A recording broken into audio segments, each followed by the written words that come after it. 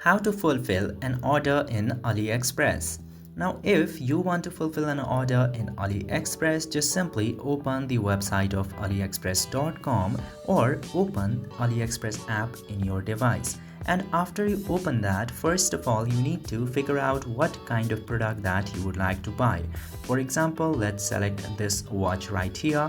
And after selecting the product that you want, let's go step by step. First thing that you need to do is to select the variation or the variant of the product that you would like to get.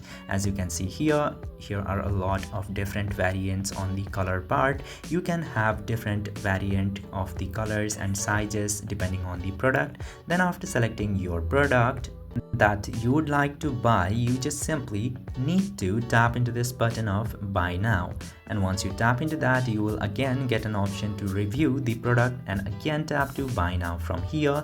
And later on, you need to enter your shipping address at very first, which includes your name, phone number, location, post number, and all of those details. You need to fill all of those very carefully because it is important to ship the product to you. And then you need to enter a payment method in order to pay the amount for the product. And once you do that, you will see the option of place order. Tap to place order, but before that you can also add promo codes if you have any.